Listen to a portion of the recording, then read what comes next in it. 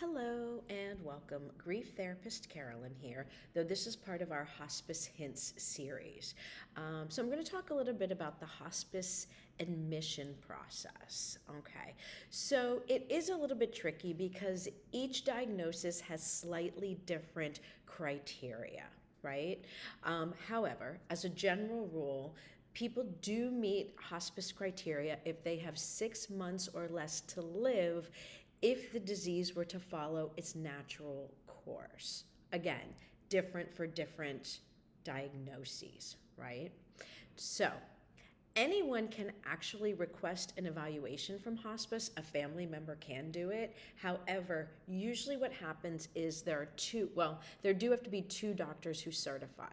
The first doctor is often an oncologist, a primary care physician, if it's an older person, neurologist, or if someone, say grandma has a fall, she's at the hospital, and often a fall for a very elderly person can start a decline. The hospital doctor can also do the first paperwork. So you're going to start with that doctor who knows the patient, and then the second doctor, although often it's a nurse practitioner, will be the hospice doctor. So they want to make sure that the person does meet hospice criteria. So you'll have both, okay? So, and like I said, often it's a nurse practitioner. So, hospice is done at home. There are some palliative care units now. Since COVID, that's become more of a thing, and I know people are dying on palliative care units.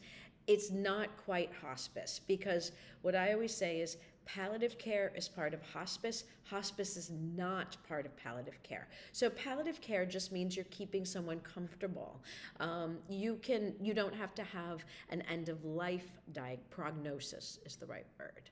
So many people can be getting palliative care. So palliative care, again, many people can have it. You don't have to have the end of life prognosis, but everybody on hospice receives palliative care, which is comfort care. So hospice is mostly done at home. Something like 98% of all hospice patients are at home, and a nursing home or skilled nursing facility is considered your home. There are very few hospice homes or hospice hospitals across the country. So this does mean the family does most of the care, right? Which I'll talk a little bit more about in a second. So what happens is after the person is certified for hospice, they may meet criteria, the family or the patient, if they're able, signs the hospice Medicare benefit. This also covers all commercial insurances, but the hospice Medicare benefit is everything that we follow kind of legally to make sure the person gets what they need. Again, all insurances cover it, and Medicaid does as well. So Medicaid clients get exactly the same as Medicare clients. And then a lot of your commercial insurances all follow under that as well. So paperwork does have to be done. At that time, the admissions nurse will ask for healthcare proxy forms, MOLST, these kinds of things. The social worker will come in, that was me, and follow up about all of these kinds of things. A lot of people don't have MOLST forms. That's okay. We'll do them. I tried to calculate. I think I've done something like 400 MOLST forms and like 800 healthcare proxy forms. So we will help you do the homework. We will help you do the paperwork, but it is really helpful for people to have this ahead of time, right? So when you come on hospice, you will be delivered certain things: a hospital bed, often oxygen, the comfort or care kit, which I'll go over in another video. So there's certain things that they will send to the home. I also say to people, if there's something you want, ask the nurse. So we have tablets. Home care has tablets. If the nurse could order it, that means your insurance will cover it, so you don't have to pay for it.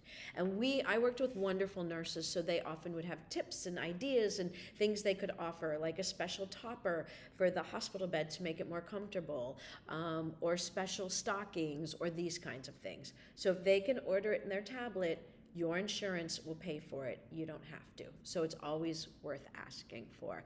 I know at one point, a long time ago, insurance stopped covering wipes. Many of our patients are bedbound, they wear diapers, and it was a big thing that people were like, wait a minute, they're not, and hospice had nothing to do with it. It was insurance, and it was for the whole country. The hospice Medicare benefit made this decision, okay? Always ask, though. You don't know what we can order and what we could get. People are sometimes concerned because when you come onto hospice, there might be medications that are you will no longer be taking. Sometimes that's very upsetting to families or to patients. And the truth is you don't meet the criteria for what those things were, right? The goals of care. We talk about what is your goal of care when you come onto hospice. Do you want to be home and be comfortable, or do you want to pursue aggressive treatment? If you wanted to continue treatment, hospice really isn't the right program for you. It's just very hard with the goals of care.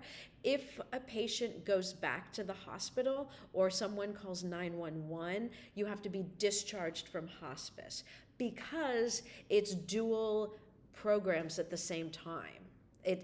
Your insurance won't pay for both at the same time. So, which makes sense because then it could become fraud, right? If you're pursuing aggressive treatment and you're going to the hospital, okay, that's your choice and that's great. Hospice might not be right for you, but you can't have both at the same time because your insurance won't pay. So some of the medications might be discontinued. This is a fact, and there's been a lot of research, but I've seen it myself. People come onto hospice, they're getting comfort care, there's a shift in what's going on in their body, and when they come off of those medications, they actually tend to live a couple months longer than if they had been on the track of keeping the medication, going to the hospital, or going to the doctor's appointment.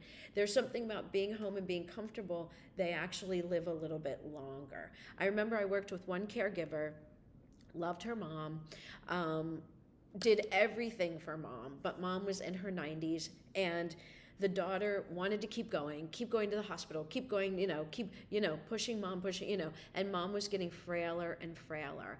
And the daughter said to me, what actually did it, the reason she decided to agree to hospice, which it had been brought up by mom's doctors, is that it was the middle of winter. They got in the car. The daughter said it was going to kill her and kill me. Trying to get this frail lady into the car in the winter, and it's snowing, and getting into the city, and it was and even just getting around. They took mom onto hospice, and she actually lived quite a while, which I'm going to talk about.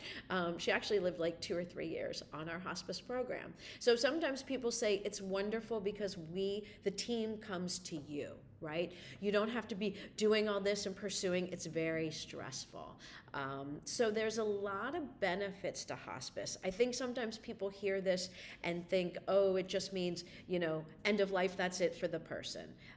It could be that the person is getting towards end of life, and this is an appropriate program for your loved one.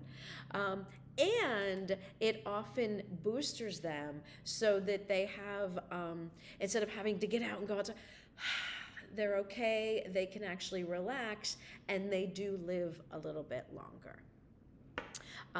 So when you come onto hospice, you get the team I'll talk about in detail. We have an interdisciplinary approach because it does take a team of people.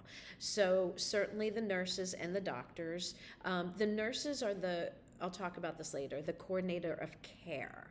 And they're kind of the eyes and ears for the doctors. The doctor may see your mom once or your person once or twice.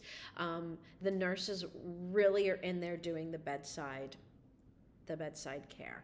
The social worker should be very involved, and I'll talk in detail in another video, but the social worker comes in and does the biopsychosocial, spiritual, financial to see what's going on and what help and services you need. And the spiritual care counselor can come in as well. Some hospices will have a creative arts therapist or a music therapist or offer some of these other things. And this, of course, brings us to home care, right? So the family does the care. This is true. On Medicare, you're eligible, or your person is eligible for up to 20 hours per week of a home health aide. Now, it doesn't always start at 20 hours per week. So the nurse does like an assessment to decide how much help you need. Some people might need the 20 hours. Some people might get like 4 hours 2 days or 4 hours 3 days. You kind of choose if you want morning or afternoon, and the aide can come in and help. At this point, some people do choose to private pay. I will talk about that in another video. If you want to get a private hire aide, a death doula, or an FES, we call them in New York State, family employed sub. They're all very similar, so I'll talk about that. Those are private pay. And sometimes that's the right choice, or if you can afford it. And I'll talk about when that is the right choice, and then some people choose not to. But it is true that the hospice team comes in, they'll make an appointment, or they'll let you know, oh, what's good for you, when can we come in. Some hospices, the nurse comes weekly. There's some hospices where the nurse can come twice a week. The social worker will come either weekly or every other week, unless the person is at end of life. If the person is imminently dying, a team member comes every day. Usually we only stay for about an hour. We come, we assess, we do what we need to do. So that's why some families decide to private hire if they need some more support or help at that time. And we covered the home health aides. In another video, I'm going to talk about discharge, or some people say getting kicked off of hospice, and that does happen. It's actually called revocation, and I will go into more detail about what each team member does at that time. So when you come on hospice, there's the paperwork. You're going to get equipment, you're going to get the bed, you're going to meet the team, they're going to come in, and you're going to get the comfort pack. And then they're going to go through all your paperwork, of course. Healthcare proxy, MOLST forms, DNR, your goals of care, which is a really important conversation, and funeral planning. So the social worker will cover the funeral planning with you as well. Okay, so there will be more videos, but that's our hospice ed mission. Thank you for listening.